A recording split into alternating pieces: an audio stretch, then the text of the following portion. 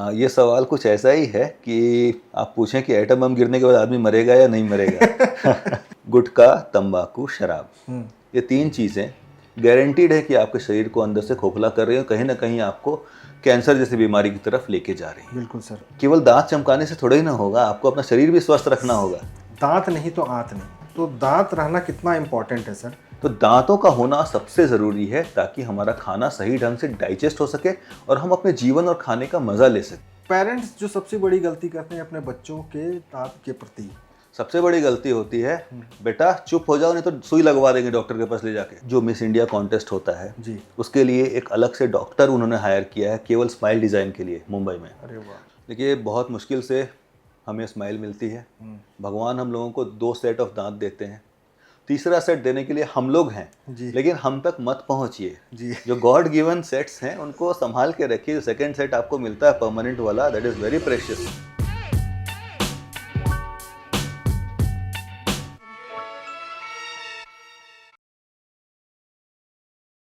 आज हमारे साथ एक ऐसे विशेषज्ञ हैं जिन्होंने हजारों चेहरों पे मुस्कान लाई है और साथ ही साथ अपने किताबों के और अपने अनुभवों के माध्यम से हजारों जिंदगियां भी बदली हैं। आज हमारे साथ हैं डॉक्टर कुणाल बंका, जो कि झारखंड और रांची के मशहूर डेंटिस्ट हैं। सर, आपका बहुत बहुत स्वागत है हेलो लाइफ की इस पॉडकास्ट में। Thank you. सर, अपने फैमिली बैकग्राउंड और अपने बारे में थोड़ा सा पहले बताइए ना। मेरी फैमिली बिहार की थी और मेरे पापा गवर्नमेंट सर्विस में थे और बचपन जो है मैक्सिमम बिहार में बीता। फिर जब झारखंड कैडर हुआ तो पापा लोग झारखंड में ट्रांसफ़र हो गए और उसके बाद फिर हम लोग यहीं झारखंड के ही हो गए और मेरा तो सब कुछ स्कूलिंग एंड एवरीथिंग सब कुछ रांची में ही हुआ है और उसका कॉलेज के लिए फिर बाहर जाना पड़ा। फैमिली बैकग्राउंड बहुत एफ्लुएंट नहीं था। हमेशा हम लोग कुछ ना कुछ दिक्कत में ही रहे। बट देन किसी भी आई थिंक किसी भी सक्सेस स्टोरी के लिए डिफ़िकल्टीज़ का होना बहुत ज़रूरी है। So I think that was a blessing in disguise. Sir, तो पापा ये नहीं बोले हैं कि भाई जिस प्रोफेशन में हम हैं तुम उसी में आओ? तुम ये क्यों जा रहे हो? डेंटिस्ट बनने का आइडिया आपके दिमाग में कैसे आया सर? आपको ये जान करके हैरानी होगी जी। कि मेरा आईएएस का फॉर्म भरा गया था, अरे वाह। लेकिन उस समय तक मेरा बीडीएस हो चुका था। जी।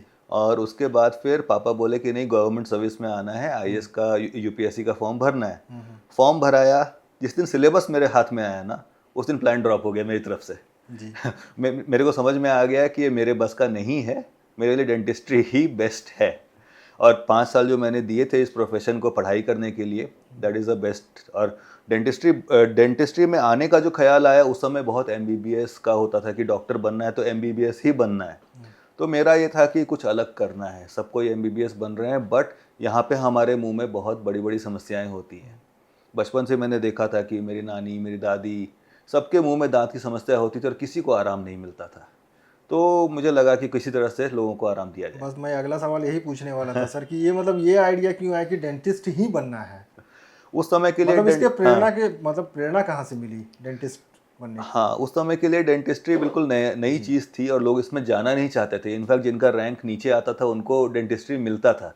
बट मेरा ये फर्स्ट चॉइस था। अगर मेरा रैंक एमबीबीएस के लिए भी आता तो भी मैं डेंटिस्ट्री ही चुनता, बिकॉज ये मेरा पहला ऑप्शन था और मुझे पता था कि इसमें आने वाले समय में साइंटिफिक एडवांसेस इतने होने वाले हैं, it's going to be exciting और मैं लोगों को बहुत ज़्यादा आराम दे सकता हूँ। एटलीस्ट एक आदमी को 32 बार आराम मिल सकता है मेरी कला से। तो डेंटिस्ट्री ऑटोमेटिक चॉइस थी। अभी मैंने बाहर एक कोटेशन भी पढ़ा सर कि मतलब दांतों का समस्या हल करना तो आपका मतलब पेशा है। हाँ। बट उनकी चेहरे पे मुस्कान लाना आपका पहला प्रायोरिटी है सर। जी, 100%। जी। तो पेशेंट अगर मुस्कुराएगा नहीं तो इसका मतलब है उसके मुंह में कुछ ना कुछ तो समस्या है ही। समस्या है सर।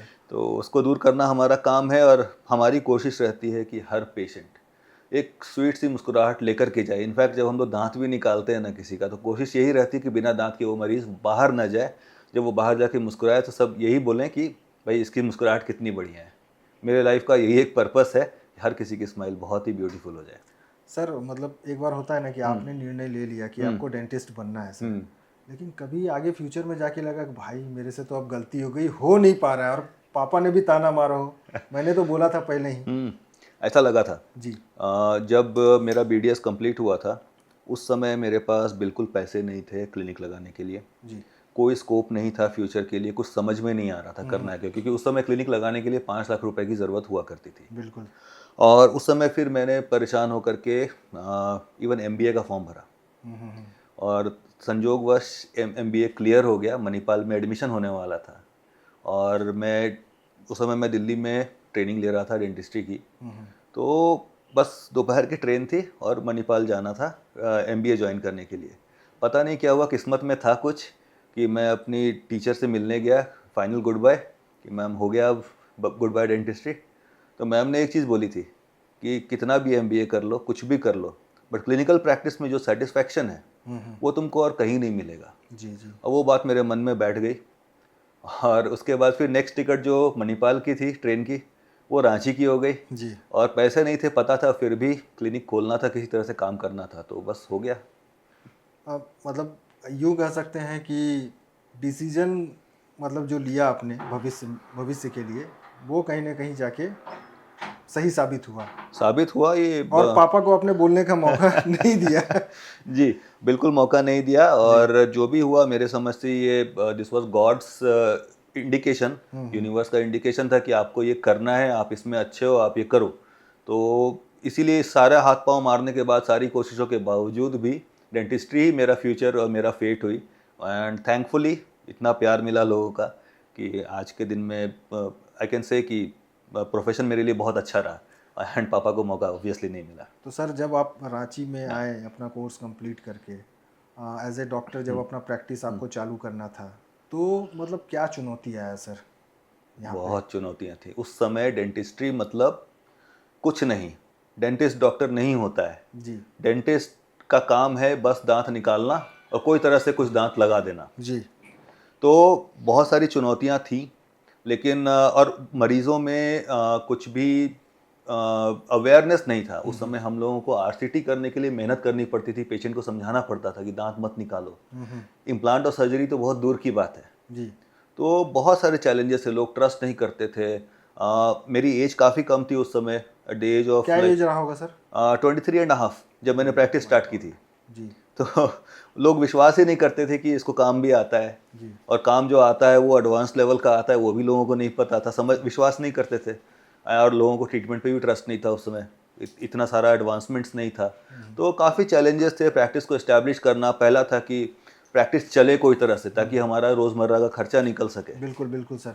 पहले 3 साल तो कुछ नहीं निकला, मांग मांग के ही काम चलाना पड़ा। बिल्कुल सर। सर्वाइवल मोड पे थे पहले 3 साल हम लोग। फिर ग्रेजुअली चीज़ें बेटर हुई, तो वो एक सबसे बड़ा चैलेंज था, लोगों में एक्सेप्टेंस, अपने प्रति एक्सेप्टेंस और डेंटल ट्रीटमेंट के प्रति एक्सेप्टेंस। ये दो चीज़ें बहुत मुश्किल थी, और बहुत मुश्किल से ये चीज़ें हुई हैं कि लोग ये कब की बात रही होगी सर? 2006-07। सर मेरा मानना है कि 2006-07 में मतलब हम अपने घरों में भी देखते थे कि अच्छा दांत में थोड़ा कीड़ा लग गया या दर्द है तो उखाड़ना एक मतलब एक सॉल्यूशन वही है कि इसको उखाड़ दो। जी जी। तो ये मतलब कहाँ तक अभी मतलब लोगों के माइंड में परसेप्शन ये चेंज हुआ है सर कि नहीं उखाड़ना नहीं है, इसका सॉल्यूशन है अभी? 2006 में जी। जब मेरी प्रैक्टिस चालू हुई थी, और जब कोई मरीज़ आता था दांत में दर्द लेकर के, और मैं उनको बोलता था कि भाई दांत बच सकता है, आप निकलवाइए मत। जी। कुछ मरीज़ हंस के चले जाते थे, कुछ मरीज़ बोलते थे नहीं डॉक्टर साहब कुछ भी होगा आप दांत निकाल दीजिए, अच्छा। और कुछ नहीं करना है, पता है बाकी चीज़ें करने से कैंसर हो जाता है। अरे बाप रे बाप। तो उस समय वो सिनेरियो था, जी। और दांत निकालने के 50 रुपये मिलते थे। बाप रे बाप। लेकिन आज के टाइम पे पेशेंट सब जान करके आते हैं कि दांत नहीं निकलवाना है, और अगर निकलवाना है तो इम्प्लांट लगाना है। उनको तो इम्प्लांट का ब्रांड तक पता होता है। आजकल के पेशेंट इतने अवेयर हैं और इतना नॉलेज है उनको। लेकिन सर फिर भी आज के डेट में हम लोग देखते हैं ना कि दांत की समस्या को लोग ना अक्सर मतलब उसको ना नज़रअंदाज ही कर देते हैं। मतलब जब एकदम इन टाइम आ जाता है, दांत अब बर्दाश्त से बाहर हो गया है, तब लोग डेंटिस्ट से कांटेक्ट करते हैं। हाँ, उसका रीज़न बुखार की तरह इसको सीरियस नहीं लेते हैं सर। हाँ, इसका रीज़न है कि पहला है ओवर द काउंटर मेडिकेशंस। हर कोई दांत का डॉक्टर बन के बैठा हुआ है। बिल्कुल सर। अगर दांत में दर्द हुआ, आपके फैमिली में, रिलेशन में, पड़ोस में दवा दुकान वाले कुछ ना कुछ सीधा सजेस्ट सीधा कर देते हैं। एक पेन किलर, एक एंटीबायोटिक दे देते हैं। अब उनको पता नहीं है इससे मास एंटीबायोटिक रेजिस्टेंस डेवलप हो रहा है इंडिया में, बिल्कुल ऑलरेडी हो चुका है। बिल्कुल सर। सो एक बड़ी परेशानी है जो नहीं होनी चाहिए थी। तो ओवर द काउंटर मेडिकेशन से क्या होता है, दांत का दर्द एक बार रुक जाता है, पेशेंट को लगता है चलो बच गए एक बार। खर्चा बच गया। ये बहुत बड़ा मिसकंसेप्शन है कि उनको लगता है कि बहुत खर्चा लगने वाला है। एक एग्जांपल देता हूँ मैं आपको। जी। पेशेंट के दांत में एक छोटा सा छेद हुआ, हल्की सेंसिटिविटी, हल्का पेन हुआ, आप गए एक ओवर द काउंटर टूथपेस्ट लेकर के ले आए, वो छेद तो बढ़ता गया। अभी आप फिलिंग कराते छोटे से खर्च में हो जाता, आपको कष्ट भी नहीं होता। 6 महीने बाद जब उसमें दर्द चालू हो गया, आपको आरसीटी करवाना पड़ेगा। वो भी आपने नहीं करवाया, दोबारा से मेडिसिन खा लिया आपने, 3 महीने और निकल गए। उसके बाद वो दांत बचाने लायक भी नहीं रहा। अब दांत निकालिए और इम्प्लांट लगाइए। मतलब अब लंबा खर्चा, परेशानी और खर्च बढ़ते जा रहा है। अब पेन भी लीजिए साथ ही साथ। बिल्कुल। तो कहते हैं ना, stitch in time saves 9। Dentistry में भी वही सेम चीज़ है। Preventive dentistry is the best form of treatment. आप over the counter medication, toothpaste मत यूज़ करिए, डॉक्टर को दिखाइए। एक फीस तो लगेगी, एक फिलिंग का ही तो पैसा लगेगा, but apart from that future में बहुत सारी प्रॉब्लम्स बच जाएंगी, बहुत खर्चा, बहुत परेशानी आप बचा सकते हैं। एक सिंपल है सर कि मतलब क्वेश्चन है मेरा कि सही ब्रशिंग क्या होती है सर? मतलब हम लोगों को बार बार कहने को मिला है कि सर, सुनने को भी आता है कि आपको कम से कम 2 बार तो ब्रश करना ही चाहिए सर। और मैक्सिमम मेरा भी हैबिट है सर कि मैं एक बार ही कर पाता हूँ सर। मतलब वो हैबिट में डेवलप कैसे कर सकते हैं और कितना ज़रूरी है सर? पहले तो आप आज से अपना हैबिट चेंज करिए, रात में ब्रश करना स्टार्ट करिए। 2 बार ब्रश करना ऑप्टिमम है और सबसे ज़रूरी है। अगर आप रात में ब्रश करके सोते हैं, आपके 90% डेंटल प्रॉब्लम्स खत्म हो जाएंगे। बिल्कुल सर। क्योंकि रात में जो खाना हमारे दांतों में रह जाता है, वो रात भर में कैविटीज़ क्रिएट करता है, इन्फेक्शन करता है। बहुत सारे लोग बोलते हैं कि हम माउथ वॉश करके सो गए, कुल्ला करके सो गए। वो भी मत करिए, ब्रश करना ज़रूरी है। बहुत सारे लोग ब्रश करने के बाद दूध पीने लगते हैं, तो दूध तो दांत में रह ही गया। मतलब सब ये कहना है सर कि ठीक सोने से पहले आप ब्रश कीजिए, 100%। तब सोने आप जाइए। बिल्कुल। और सर, बच्चों की बात करते हैं सर। जो यहाँ तक आपने बोला सर कि दूध पीने वाली बात, जब घर में बच्चे होते हैं, उनका दूध ही खुराक होता है सर जी। और बेसिकली डेंटल का जो सबसे ज़्यादा समस्या है बच्चों में ही देखा जाता है सर। जी। तो उसमें कैसे क्या उपाय लगाया जाए सर? कैसे किस तरह से हम लोग उसको संभाल सकते हैं सर? देखिए, जो नवजात शिशु हैं, जो बॉटल मुंह में लगा के सोते हैं, उनके लिए तो गीला कपड़ा उंगली पे लपेट करके मदर या फादर गीले कपड़े, सॉफ्ट सिल्क का कपड़ा लेकर के उसको आप सॉफ्ट कॉटन का कपड़ा लेकर के उसको आप हल्के हल्के वाइप कर सकते हैं बच्चों के गम्स को। और अगर जब बच्चों के दांत आने लगते हैं, उसके बाद भी आप गीले कपड़े से उसको साफ करके सुलाइए। बॉटल मुंह में लगा करके सोने की हैबिट बहुत गलत है। कुछ लोग बॉटल में चीनी डालते हैं दूध में, वो नर्सिंग बॉटल कैरीज क्रिएट करता है, बच्चों के दांत में जनरल कैविटी हो जाता है खतरनाक तरीके का। बिल्कुल सर। वो नहीं चाहिए हम लोगों को। तो दूध में चीनी मत मिलाइए। प्लस अगर बच्चा बॉटल मुंह में लेके सोता है, वो हैबिट छुड़ाइए। सोने के पहले बच्चों के गम्स और दांतों को गीले कपड़े से वाइप कर दें। जब बच्चा थोड़ा सा बड़ा हो जाए, ब्रश करने के लायक हो या थूकने के लायक हो जाए, तो टूथपेस्ट लगा करके दांत पे बच्चे को थूकवा दें और पानी से कुल्ला करवा दें सर। और जब ब्रश करने लगता है तो फिर आप ब्रश करना सिखाइए बच्चे को कम उम्र से ही। सर, एक परसेप्शन है, एक माइंडसेट है, हम लोग इंडियंस, इतनी बड़ी आबादी है हमारे देश में, मतलब सर महंगा टूथपेस्ट यूज़ करना सबके बस की बात नहीं है, महंगा टूथब्रश यूज़ करना सबके बस की बात नहीं है। तो क्या ये सच है सर कि महंगा टूथपेस्ट और महंगा टूथब्रश ही कारगर है? महंगा टूथब्रश और महंगा पेस्ट, इन दोनों से ज़्यादा ज़रूरी है अच्छा टूथब्रश और अच्छा पेस्ट। अफोर्डेबल है, सब अफोर्डेबल है। फॉर एग्जाम्पल, बाज़ार में 1000 रुपये तक के टूथब्रशेज़ हैं जी, और 80 रुपये का भी टूथब्रश है। जी जी। मैं खुद 80 रुपये का टूथब्रश यूज़ करता हूँ जी। और वो बहुत सॉफ्ट है। अच्छा। तो महंगा ज़रूरी नहीं है, अच्छा होना चाहिए, टूथब्रश आपका सॉफ्ट होना चाहिए। टूथपेस्ट बाज़ार में 2-2 हज़ार के टूथपेस्ट आ रहे हैं, बट नहीं ज़रूरत है। आप medicated paste long term use नहीं कर सकते हैं, वो गलत है। बिल्कुल सर। आपको अगर कुछ प्रॉब्लम है तो आप डॉक्टर से प्रिस्क्राइब करवा करके कुछ समय के लिए मेडिकेटेड पेस्ट यूज़ कर सकते हैं। रेगुलर मेंटेनेंस के लिए आपको कोई भी एक अच्छा पेस्ट जो कि अफोर्डेबल है, आप डॉक्टर से पूछ करके यूज़ करिए। ज़रूरी नहीं कि आप महंगा पेस्ट यूज़ करें। कहते हैं ना, हर वो चीज़ जो चमकती है वो सोना नहीं होती। तो सेम वे टूथपेस्ट में भी वैसा ही है सर। एक मतलब अभी मेरे दिमाग में ख्याल आया कि महीनों तक लोग एक ही ब्रश को यूज़ करते हैं सर। जी सर, कितने दिन तक एक मतलब आप व्यक्ति को ब्रश चेंज कर देना चाहिए? कितने दिन में चेंज कर देना चाहिए ब्रश को? 3 मंथ्स। 3 महीने में हर किसी को अपना ब्रश चेंज करना चाहिए, भले वो गंदा दिखे ना दिखे, भले उसके ब्रिसल्स बेंड हो ना हो, जी आपको जो है उसको चेंज करना ही होगा। बिल्कुल सर। बहुत महंगा नहीं होता है, एवरेज अफोर्डेबल टूथब्रश 100 रुपये तक में मैक्सिमम आ जाता है। यूज़ करिए और हर 3 महीने में चेंज करिए, अदरवाइज बहुत सारे बैक्टीरिया आपके मुंह में जाते जाएंगे और आपका डिजीज़ बढ़ते रहेगा। सर आजकल लोगों की ईटिंग हैबिट बदल गई है। लोग जंक फूड खाने लगे हैं, फास्ट फूड खाने लगे हैं, कोल्ड ड्रिंक्स पीने लगे हैं। जब मन तब करता है चाय पीते हैं, कॉफ़ी पीते हैं, मीठा खाते हैं सर। इसका क्या असर पड़ता है सर हमारे दांतों पे? ईटिंग हैबिट्स तो इस तरह की हो गई हैं आजकल कि अपने आप को और अपने बच्चों को बचा पाना मुश्किल हो रहा है। जी सर। आप देख रहे होंगे जनरल ओबेसिटी बढ़ रही है बच्चों में। जी हमारे जी। टाइम में कहाँ बच्चे मोटे होते थे, आजकल हर बच्चा आउट ऑफ शेप है। इसका असर हमारे दांतों पर भी पड़ रहा है। मीठा खाना, जंक फूड, हर हफ्ते 2 बार बाहर खाना खाना, ये चीज़ें हमारे शरीर को नुकसान कर रही हैं। मुंह में जितना शुगर जाएगा या जंक फूड जाएगा, जंक फूड में मैदा होता है। जी मैदा हमारे दांतों में और हमारी इंटेस्टाइन्स में जम जाता है बिल्कुल सर। और वो दांतों के साथ साथ इंटेस्टाइन को भी डैमेज करता है। मीठा, कोल्ड ड्रिंक्स, ये कोल्ड ड्रिंक की बोतल में कितनी चीनी होती है और बच्चे बहुत ही मज़े से जब मूवी देख रहे हैं कोल्ड ड्रिंक पी पीते रहे रहते हैं। हैं। अब वो चीनी कहाँ जाती है? वो चीनी हमारे दांतों में लगती है। चीनी के साथ में सोडा लगता है जो हमारे दांतों के एनामेल को इरोड करता है और चीनी बाद में उसमें कैविटी क्रिएट करती है। ये तो मुंह में हो गया।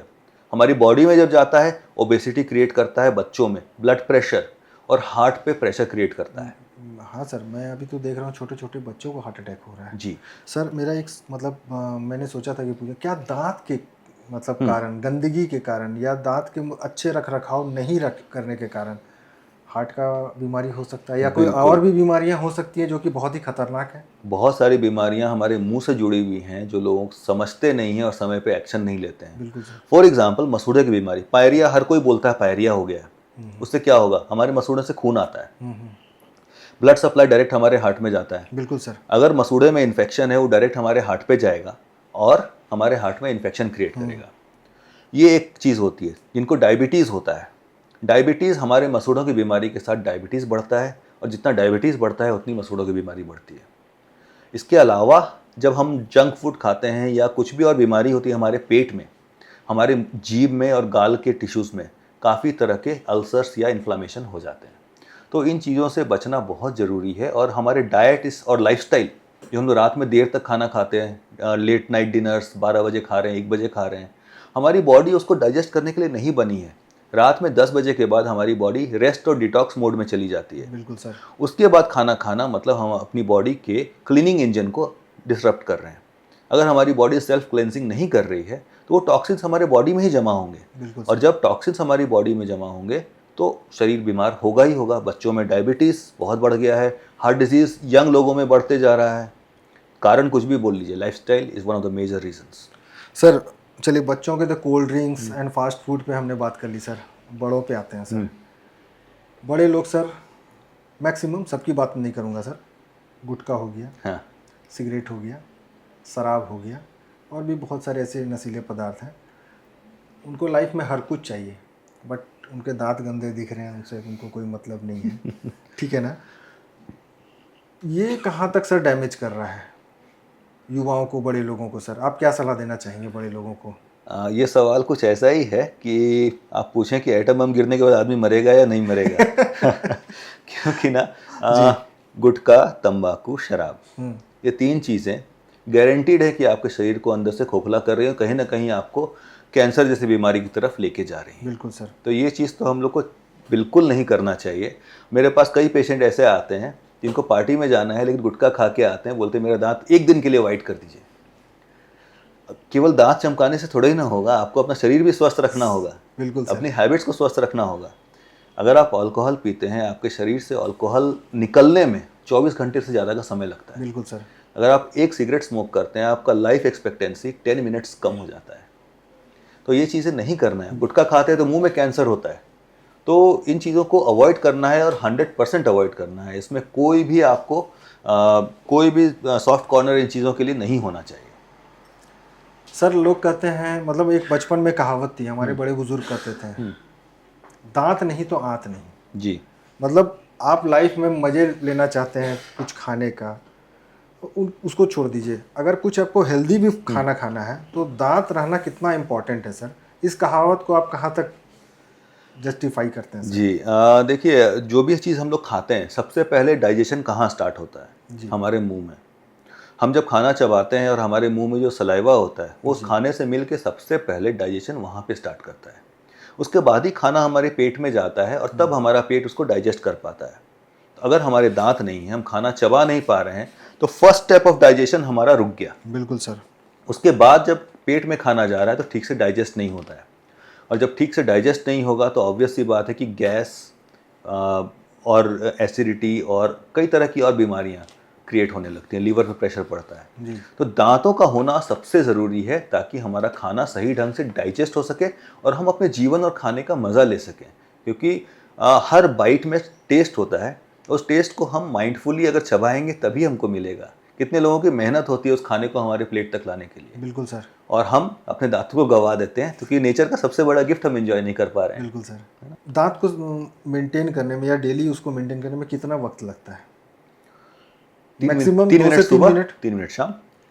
अगर इतना टाइम देने से लोगों का जीवन सुधर जाता है, तब भी लोग उस पर ध्यान नहीं देते हैं, तो मतलब आप यही कह सकते हैं कि लोगों की लापरवाही जो है और छोटा सा समय जो है वो उनको मतलब इस तरह से हिला के रख देता है उनके पूरे जीवन को।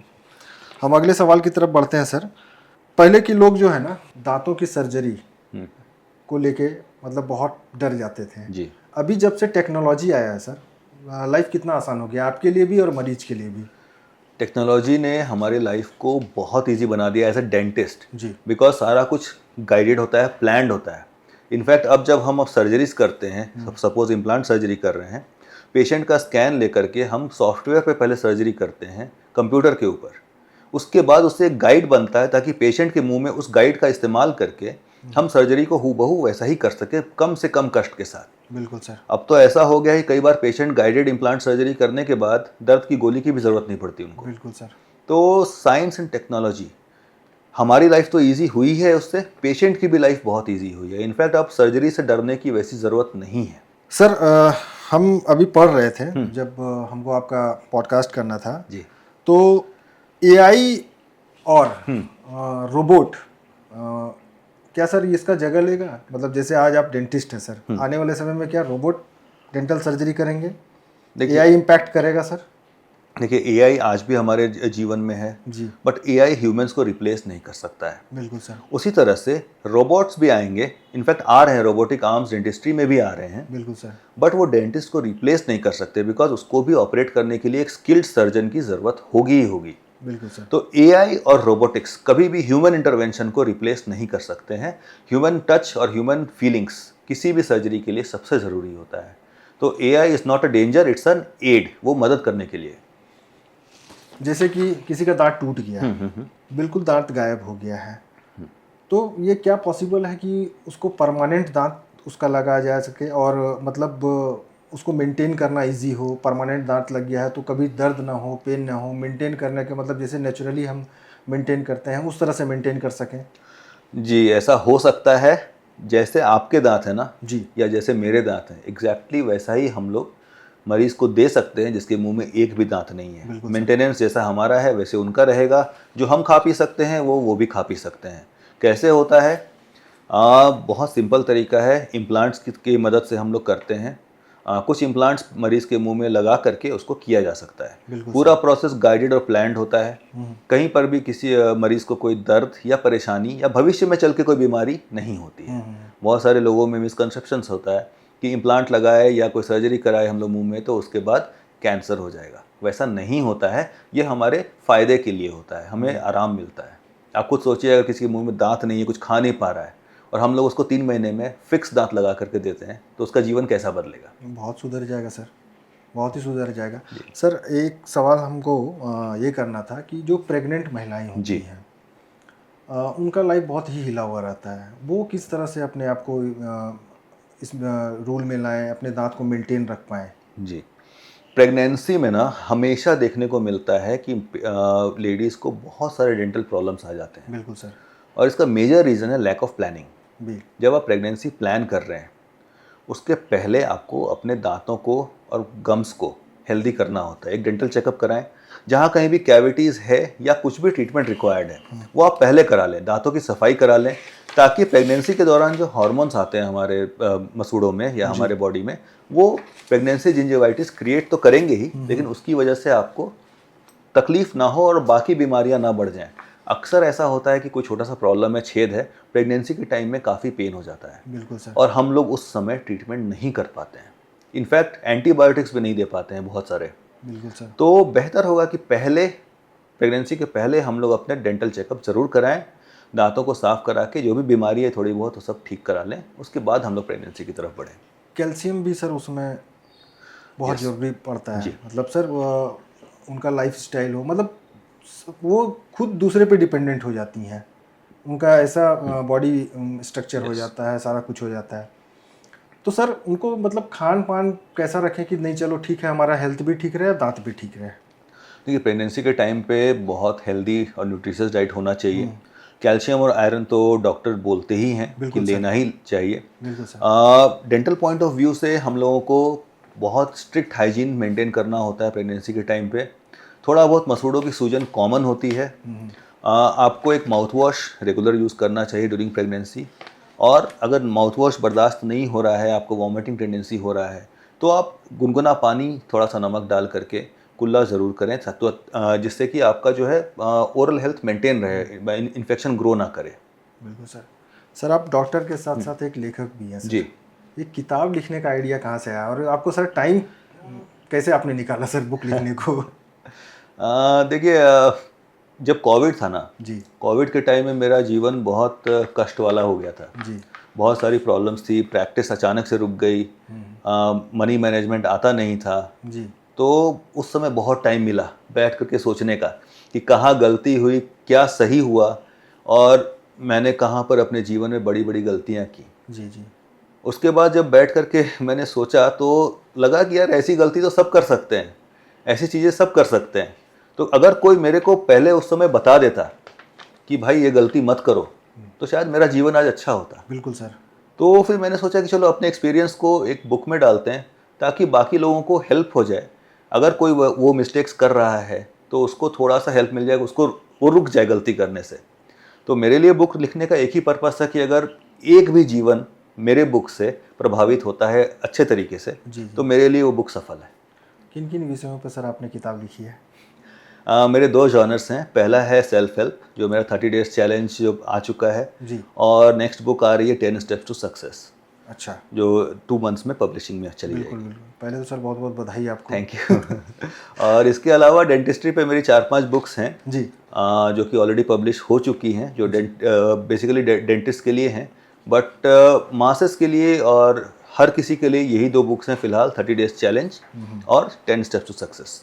आपने जब पहली बार किताब लिखा, पब्लिश होके आ गया, जब आपके हाथ में आई तब आपको कैसा महसूस हुआ सर?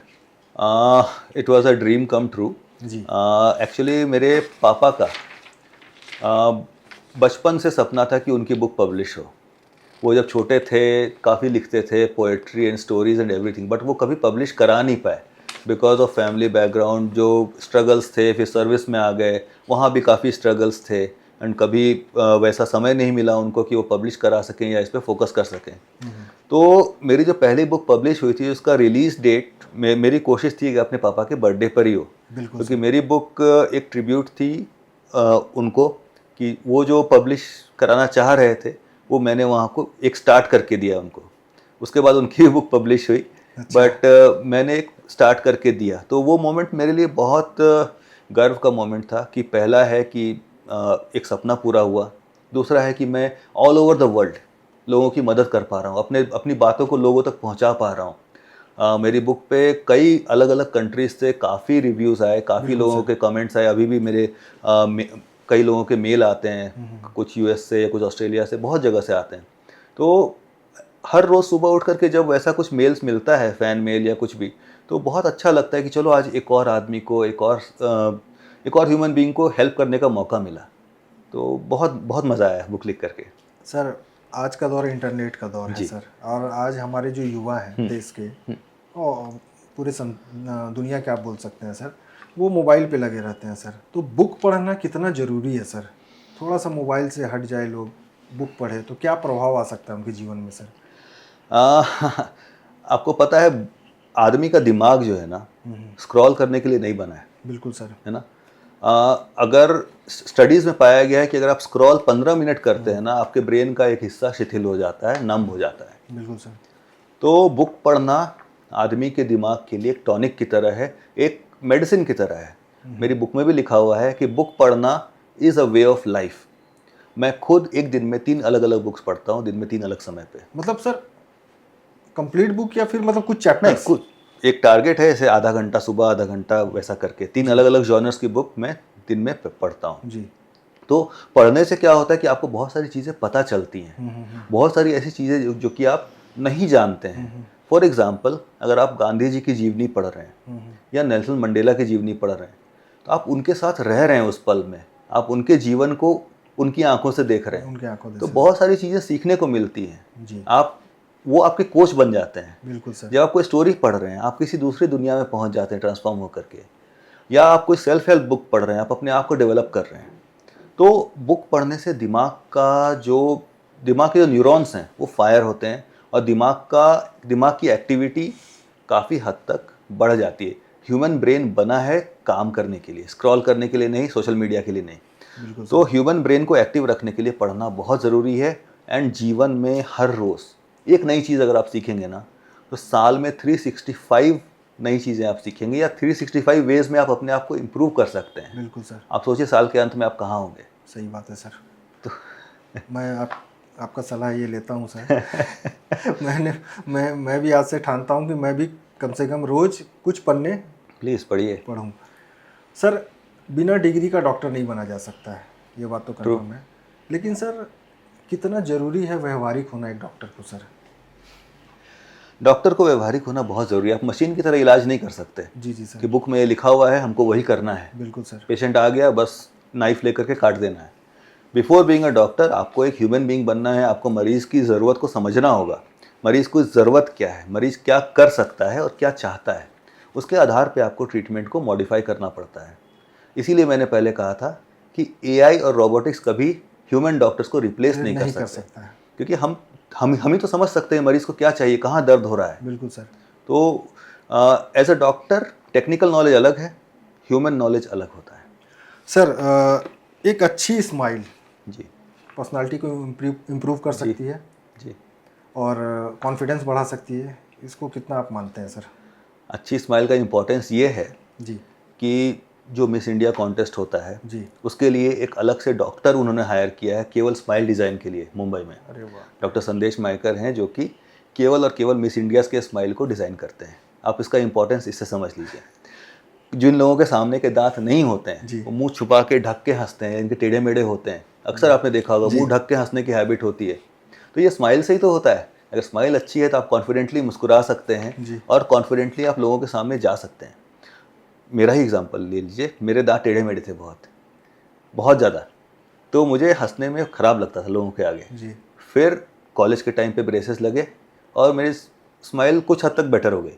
तो अब मेरे अंदर खुद में कॉन्फिडेंस ज़्यादा महसूस होता है हमको। इनफैक्ट हम अभी यही सवाल पूछने वाले थे कि कई लोग खुल के नहीं हंस पाते हैं, उनको जी। लगता है कि पता नहीं मेरे हंसी के कारण जो है मेरा मतलब किस तरह का एक्सप्रेशन बनेगा, जी वो मतलब सही से निकल के आ पाएगा कि नहीं आ पाएगा।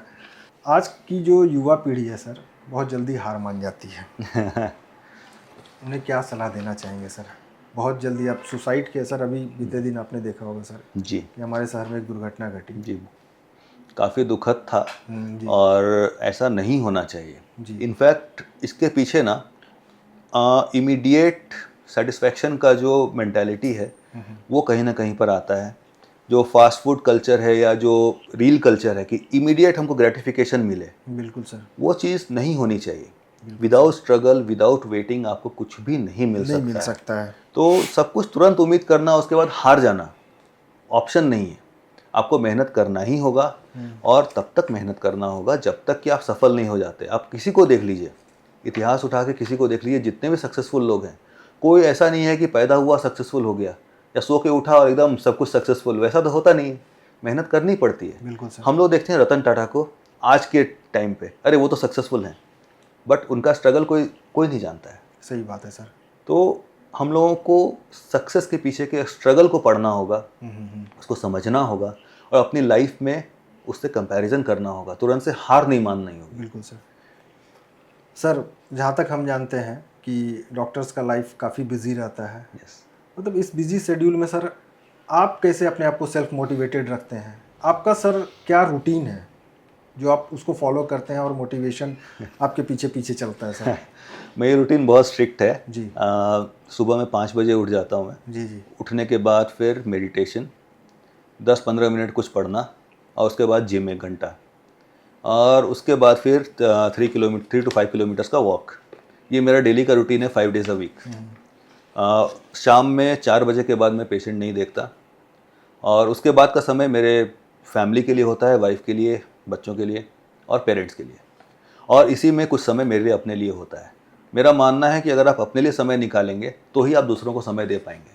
तो अपने लिए कुछ एक ऐसा कुछ करना चाहिए आपको जो आपको फ्रेश रखे, माइंड, बॉडी और सोल आपका नरिश रहे, तभी आप दूसरों को नरिश कर पाएंगे। इनफैक्ट मैंने बहुत सारे ऐसे डॉक्टर्स को देखा है जो सुबह में 8 बजे से रात को 10-11 बजे तक काम करते हैं। जी। ठीक है, आप सेवा कर रहे हैं, लोगों को, मरीजों को फ़ायदा हो रहा है, बट एट व्हाट कॉस्ट? आप अपने आप को खोते जा रहे हैं, अपने परिवार को खोते जा रहे हैं।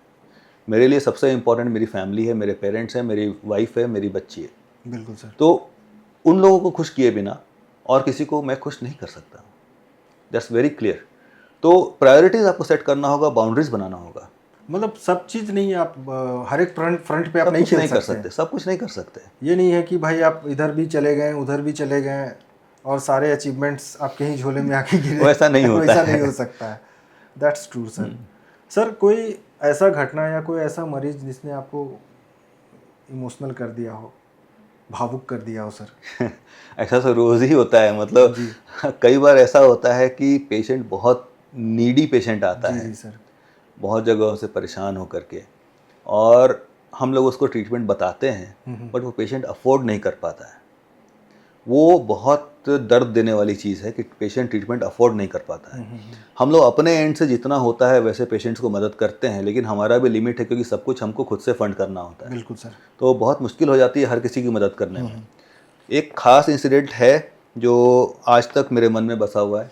न्यू ईयर का दिन था, मेरे पास एक कॉल आया यूएस से कि सर मेरे पापा रांची में रहते हैं, उनको दांत लगाना है, उनके मुंह में एक भी दांत नहीं है।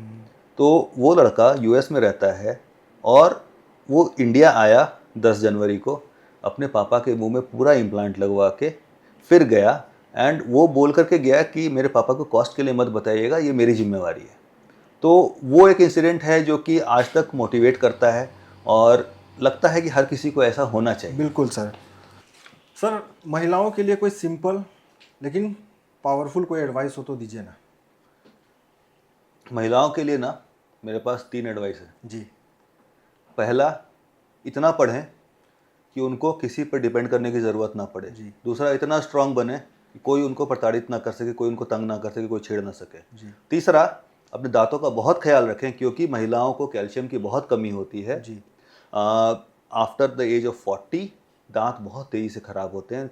बहुत महिलाओं को थायराइड होता है, उसकी वजह से मसूड़े ख़राब होने लगते हैं। तो इस पे ध्यान दें और दांतों के लिए बहुत केयरफुल रहें, स्पेशली आफ्टर 40। तो ये 3 एडवाइस बहुत ज़रूरी है। सर अब कुछ आपसे ना ऑप्शनल मतलब क्वेश्चन मैं पूछूंगा जिसमें कुछ ऑप्शंस दिए जाएंगे। इसको हम लोग रैपिड फायर क्वेश्चंस भी कहेंगे। टी या कॉफ़ी? कॉफ़ी। क्या बार बार टी और कॉफ़ी पीना नुकसान पहुंचा सकता है सर? अगर उसमें चीनी है तो डेफिनेटली नुकसान पहुंचाएगा। अगर आप मेरी तरह ब्लैक कॉफ़ी पीते हैं तो कोई नुकसान नहीं पहुंचाएगा। ब्लैक कॉफ़ी पीते हैं सर। बुक या मूवीज़? बुक। शुगर या स्ट्रेस, बड़ा दुश्मन कौन? शुगर। स्ट्रेस फिर भी मैनेज किया जा सकता स्ट्रेस है। फिर भी मैनेज हो जाएगा, शुगर का डैमेज कौन ठीक करेगा। कोई ऐसा फूड जो दांत को बचाता है sir? Black coffee. Again black coffee. Brush morning में करना ज़्यादा जरूरी है सर या नाइट? रात में। मतलब मॉर्निंग स्किप भी कर सकते हैं? स्किप करेंगे, स्मेल आएगा, लोग आपसे दूर भागेंगे। बट रात, मतलब झक मार के हम दिन में भी कर ही लेंगे। लेकिन रात वाले से दांत खराब हो जाएंगे, नहीं करेंगे तो। पेरेंट्स जो सबसे बड़ी गलती करते हैं अपने बच्चों के दांत के प्रति? सबसे बड़ी गलती होती है, बेटा चुप हो जाओ नहीं तो सुई लगवा देंगे डॉक्टर के पास ले जाके। मतलब पहले ही हड़का देते हैं। हर बच्चे के मन में यही डर होता है, हमारे पास आने के पहले वो उसको लगता है सुई लगने वाली है, और डर डॉक्टर जाता नहीं है। दैत्य के पास जा रहे हैं। तो ये चीज़ ना करें प्लीज़। बच्चों के लिए गोल्डन एडवाइस, जो बच्चे समझदार हैं अपने माँ बाप के बात को सुने समझे। अगर समझदार है थोड़ा और समझदार हो जाए, माँ बाप की बात को माने, रात में ब्रश जरूर करें, जंक फूड मत खाएं। हफ्ते में एक दिन फिर भी थोड़ा बहुत चल सकता है, बट चॉकलेट्स, कोल्ड ड्रिंक्स, इन 2 चीज़ों से दूर रहें। एक एडवाइस जो हर एक इंसान को आप देना चाहते हैं दांतों को लेके। हाँ, डेंटिस्ट के पास कुछ दिक्कत हो या ना हो, साल में एक बार चेकअप जरूर कराएं जी। और एक फुल माउथ एक्सरे जरूर कराएं। कहीं पे छोटी मोटी कैविटीज भी होंगी ना तो वो दिख जाएगा, उसको आप फिलिंग करा सकते हैं। एक चीज़ जो आप अपनी लाइफ में बदलना चाहोगे सर? समय, और समय चाहिए अपने लिए और समय चाहिए। कितना समय चाहिए सर? आपसे जब एक बार बात हुई थी तो आपने बोला था कि हम लोग जस्ट लाइक ए आर्टिस्ट हैं। हाँ, क्योंकि हमारा काम हाथों से होता है भाई। ट्रू। तो उसके बारे में आप क्या कहना चाहते हैं सर? हम लोग अगर आर्टिस्ट नहीं होते तो स्माइल्स क्रिएट कैसे करते? तो आर्टिस्ट हैं हम लोग। इवन हर एक सर्जरी में, एक माइक्रो सर्जरी जब होती है मसूड़े की, जी। एक माइक्रो मिलीमीटर काउंट करता है जी। और वो एक आर्टिस्ट ही कर सकता है, ऐसे नहीं समय होता। से मेरा तात्पर्य हमको ये लगा ना सर कि आने वाले समय में तो हाथ कांपने लगेगा सर। इसलिए और समय चाहिए, इसीलिए समय चाहिए ताकि हमारा आर्ट बना रहे। आर्ट बना रहे, ताकि थोड़ा हम ब्रेक लेके हम लोग काम कर सके, अपने को समय दे सकें कि हाथ ना कांपे। स्माइल का एक शब्दों में मतलब सर? ब्यूटी। अगर आप एक डॉक्टर नहीं होते तो क्या होते सर? राइटर। नहीं, एक्चुअली मैं राइटर तो आप ऐसे भी बन चुके हैं सर। एक्चुअली मैं स्पोर्ट्स पर्सन होते। जी। अगर डॉक्टर नहीं बनते तो एक स्पोर्ट्स पर्सन होते। बचपन में काफ़ी क्रिकेट खेलते थे, काफ़ी एक लेवल तक क्रिकेट खेले हम लोग। तो अगर नहीं होता तो उसी फील्ड में, जैसे भी होते उसी फील्ड में होते। रांची और झारखंड की सबसे अच्छी बात क्या लगती है आपको सर? यहाँ के लोग सिंपल हैं, यहाँ की लाइफस्टाइल, मेट्रो लाइफस्टाइल होने के बावजूद भी स्मॉल सिटी का सारा मज़ा है यहाँ पे। घर कहीं भी जाना है 15 से 20 मिनट में पहुँच जाइए, और यहाँ से आप तो दुनिया में कहीं भी जा सकते हैं। तो यहाँ की लाइफस्टाइल दुनिया में कहीं किसी भी सिटी से ज़्यादा अच्छी है। मतलब एक दूसरे को लोग पहचानते भी हैं सर। आप मतलब रांची शहर में जाओ ना, जी। किसी से पूछो, हाँ, तो वो लोग जानते हैं सर। मोहल्ले में भी एक दूसरे को जानते लोग जानते हैं, एक दूसरे का केयर करते हैं। बिल्कुल सर। आपके जीवन का सबसे बड़ा सीख क्या है सर? कभी भी ना, कितनी भी मुश्किल आ जाए, जी। रास्ता होता है कहीं ना कहीं। थक के बैठना नहीं है, आगे बढ़ते जाना है, हमेशा कोशिश करना है। अगर कोशिश नहीं किए ना तो जीवन नहीं जिए। सर, जीवन में तो लोग संघर्ष करते रहते हैं, लेकिन सेल्फ मोटिवेशन या मोटिवेशनल बातें तो पीछे छूट जाती है। तो खुद को हमेशा मोटिवेट रखे आदमी, मोटिवेटेड रखे, उसके लिए क्या करना चाहिए सर? देखिए, मोटिवेशन ना बहुत ज़रूरी है। अक्सर दिन में कई बार ऐसे मौके आते हैं जब आपको लगता है कि अब बस, अब और नहीं होगा। बट मोटिवेशन के लिए ज़रूरी है ये सोचना, अगर ये आपका आखिरी दिन है, आप कल सुबह मरने वाले हैं, तो आप क्या करेंगे? बिल्कुल सर। अगर आप वैसा सोच के काम करेंगे ना तो 100% आपको मोटिवेशन आते रहेगा। आपको अपने फैमिली के लिए, आप जो काम कर रहे हैं वो आपको पता चलेगा सही क्या है, गलत क्या है, क्योंकि अपने आखिरी दिन पे कोई आदमी गलत काम नहीं करता है। बिल्कुल सर। तो मेरे लिए हर रोज़ वैसा ही है कि जैसे कि वो आखिरी दिन है। हर रोज़ किसी न किसी के चेहरे पे मुस्कुराहट लानी है और मोटिवेट अपने आप को भी रखना है और दूसरों को भी करना है कि भाई अच्छा काम करो और सक्सेस की तरफ बढ़ते रहो। हमेशा ट्राई करो। मेरे हिसाब से हमेशा ट्राई करना चाहिए, लेकिन रिजल्ट अपने हाथ में नहीं होता है। But let's try and do our best. बस यही मोटिवेट करता है हम लोगों को। क्योंकि सर आज के जो लाइफस्टाइल है, जीवन है, वो काफ़ी व्यस्त हो चुका है सर। लोगों का जीवन काफ़ी भाग दौड़ भरा हो चुका है। तो ऐसे में अपने आप को खुश रखना बहुत मुश्किल हो गया सर। इसके लिए क्या करें सर? देखिए, लाइफ का ना 3 पिलर्स होता है, जी। Mind, body and soul. आपको उन तीनों को नरिश करना पड़ेगा। माइंड के लिए जैसे हम लोग रीडिंग पे पहले बात कर चुके हैं, जी। कुछ पढ़ना, स्क्रॉल नहीं करना है, कुछ पढ़ना है। बॉडी के लिए आपको कुछ एक्सरसाइज करना होता है डेली एटलीस्ट 30 मिनट्स। और सोल के लिए आपको फैमिली और अपने साथ समय बिताना होता है। अपने लिए कुछ करिए, एक स्पोर्ट, कुछ एक गेम, बैडमिंटन, कुछ भी, जो भी आप खेलते हैं, स्विमिंग, जो भी आप चाहते हैं वो करिए। तो क्या है कि आपको अपने आप में अच्छा महसूस होगा। जब आपको अच्छा महसूस होगा तो ऑटोमेटिक है कि आप दूसरों को अच्छा महसूस कराएंगे और लाइफ में खुश रहेंगे, तो स्ट्रेस कम होगा आपको। बिल्कुल सर। सर, आखिर में अगर एक लाइन जो लोगों को समझाना चाहेंगे आप, हाँ। अपने दांतों को लेके, अपने स्माइल को लेके ओवरऑल, तो आप क्या सलाह देना चाहेंगे आप? देखिए, बहुत मुश्किल से हमें स्माइल मिलती है। भगवान हम लोगों को 2 सेट ऑफ दांत देते हैं, तीसरा सेट देने के लिए हम लोग हैं। जी। लेकिन हम तक मत पहुंचिए। जी। जो गॉड गिवन सेट्स हैं उनको संभाल के रखिए। जो सेकंड सेट आपको मिलता है परमानेंट वाला, दैट इज़ वेरी प्रेशियस। संभाल के रखिए, उसको ख़राब मत होने दीजिए। एक हमको अपने लिए पर्सनल क्वेश्चन पूछना जी, था आपसे पूछिए। लोगों के लिए तो मैंने पूछ लिया सर कि हैबिट पे हम लोग काफ़ी बात कर चुके हैं, पर माइंडसेट वो रेडी नहीं हो पाता है, वो तैयार नहीं हो पाता है। ठीक है, मुझे ये हैबिट छोड़ देना है, कल से मुझे ठीक रहना है, बट मन जो है ना भटका के फिर उसी रास्ते पे ले आता है। तो उसको लेके एक बार बताएं ना सर कि सेल्फ कंट्रोल किस तरह रखें, खाने के हैबिट को लेके हो, चाहे किसी भी तरह के बुरे हैबिट्स को लेके हो सर।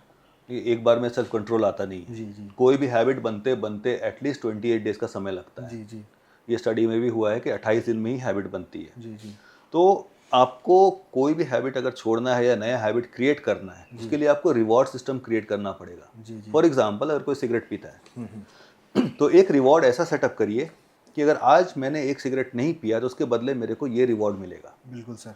तो अगर आप रिवॉर्ड सिस्टम सेटअप करेंगे ना, तो कोई भी हैबिट हटाना या गेन करना कोई बहुत बड़ी बात नहीं। तो विक्रांत जी, बहुत सारे सवाल आपने मेरे से पूछ लिए। जी जी सर। अब मेरा एक सवाल है, जी बहुत लोगों से मैंने पूछा है, सेटिस्फैक्ट्री जवाब आज तक नहीं मिला है। जी सर। कर्म के बारे में आपका क्या ख्याल है? कर्म पे आप क्या आउटलुक रखते हैं? देखिए सर, एक बहुत बड़ा सवाल है सर ये आपका। अभी मैं कुछ दिनों से गीता का पाठ कर रहा हूँ, कोशिश कर रहा हूँ पढ़ने की, समझने की।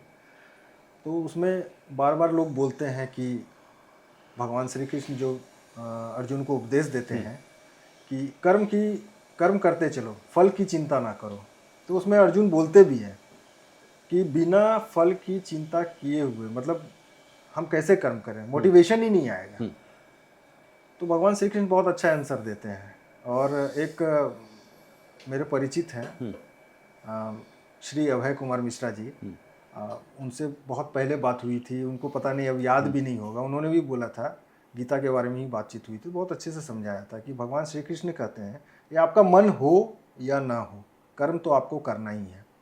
आप कैलकुलेटेड रिस्क को सोचते हुए या रिजल्ट को सोचते हुए कर्म करेंगे और आपके हिसाब से फल आएगा, वो कभी पॉसिबल नहीं है, क्योंकि वो हमको पता ही नहीं है ये रिजल्ट होने वाला क्या है। तो इससे बेटर है कि आप कर्म करो, फल की चिंता ना करो। जो मिलना है, जो होना है, वो होकर ही रहेगा। आप चाहेंगे तब भी, ना चाहो तब भी। तो जब आप बिना सोचे कर्म करते हैं तो भगवान भी आपका साथ देते हैं और डेफिनेटली आपको अच्छा ही मिलता है। ये मेरा अपना सोचना है सर, और ये मेरे को मोटिवेटेड भी रखता है सर। थैंक यू विक्रांत जी, आपने लंबे समय से चली आ रही जिज्ञासा को मेरे शांत कर दिया, और आज से मेरे जीवन में भी कर्म की यही भावना रहेगी। Thank you so much sir. आपने बहुत टाइम दिया हम लोगों को, बहुत सारी जानकारी दी। आई होप कि हमारे इस पॉडकास्ट को देख के बहुत सारे लोग लाभान्वित होंगे और जीवन में उनके सुधार आएगी, उनके चेहरे पे स्माइल आएगी, और हम लोग फिर कभी दूसरे टॉपिक पे भी और अच्छी अच्छी बातें करेंगे, लोगों को सलाह देंगे। Thank you so much sir. बिल्कुल, थैंक यू। इसी तरह से अच्छा अच्छा पॉडकास्ट आप लोग करते रहिए, लोगों को जानकारी बढ़ाते रहिए। All the best. Thank you so much. आज डॉक्टर कुणाल बंका सर से हमने बहुत सारी बातचीत की, बहुत सारी जानकारी जुटाई और आप लोगों तक पहुंचाई। आप इसी तरह से हमारे साथ बने रहिए ताकि हम नई नई जानकारी आप तक पहुंचा सकें। एक रिक्वेस्ट आपसे है सर कि आप हमें सजेस्ट करें अपने कमेंट के माध्यम से कि नेक्स्ट टॉपिक क्या रहना चाहिए और किस गेस्ट को हम अपने पॉडकास्ट में बुलाएं, और कुछ अगर गलती हो पॉडकास्ट में, मुझे अगर सुधारने की ज़रूरत हो तो काइंडली सजेस्ट करें अपने कमेंट के माध्यम से। Thank you so much.